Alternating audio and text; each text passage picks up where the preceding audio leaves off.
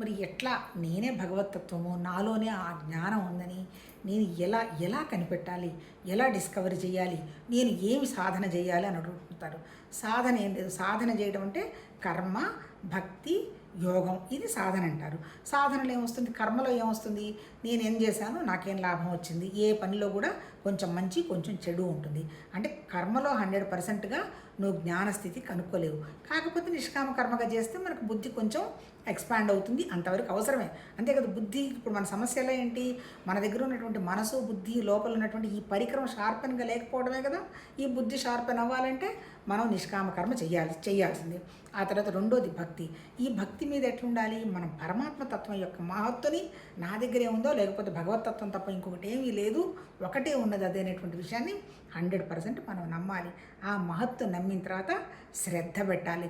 శ్రద్ధ అంటే ఏంటి, మనకి ఎంతసేపటికి మన శ్రద్ధ ఎలా ఉంటుంది, ప్రతి దాంట్లో కూడా నెగటివ్నెస్ చూస్తాం, కానీ పాజిటివ్నెస్సే చూడాలి. అంటే పాజిటివ్ శ్రద్ధ. అవతల వాళ్ళు ఎవరైనా చెప్పారనుకో, ఇది మనకు ఉపయోగపడుతుందా కాదా అని పాజిటివ్ యాంగిల్లో అర్థం చేసుకోవడానికి ప్రయత్నం చేయాలి. కానీ ఇవన్నీ ఏం కరెక్ట్ కాదులే, అది కాదులే, ఇది కాదంటే ఎప్పటికీ మనం మన స్థితిని మనం మార్చుకోలేము.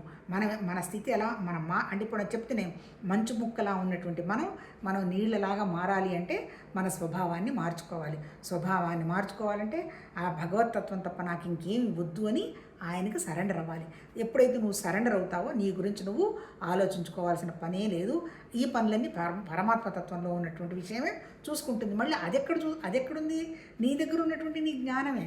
అంటే నీ జ్ఞానం ఎట్లుంటుంది, నువ్వు ఏ మాట అనుకుంటే అంత పాజిటివ్గా మాట్లాడి పాజిటివ్గా చూసి పాజిటివ్గా ఆలోచిస్తున్నావు కాబట్టి పాజిటివ్గా జరుగుతుంది.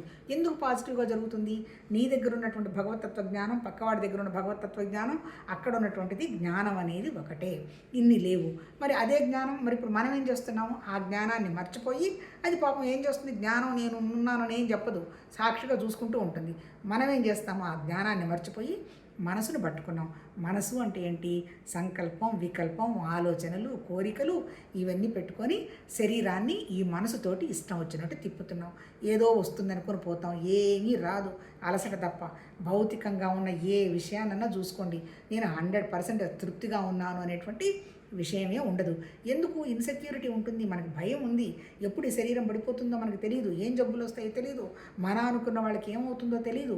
అందుకని ఎప్పుడేంటి, ఈ ప్రపంచానికి సంబంధించిన విషయాలు మనకు భయం, నా గురించి నాకు భయం, తర్వాత అనేటువంటి విషయం ఉంటుంది. ఎప్పుడైతే నువ్వు నమ్ముతావో, నారదుడుకి అర్జునుడు కృష్ణుడు వెళ్ళినప్పుడు చెప్తాడు, ఉన్న ఒకే ఒక పెంచుకుంటున్న ఒక ఆవును కూడా బీకేస్తాడు. డబ్బులు కావాలనుకున్న వాడికి బోలే డబ్బులు ఇస్తాడు. డబ్బులు వచ్చిన తర్వాత ఎంత సమస్యలు ఉంటాయో డబ్బులు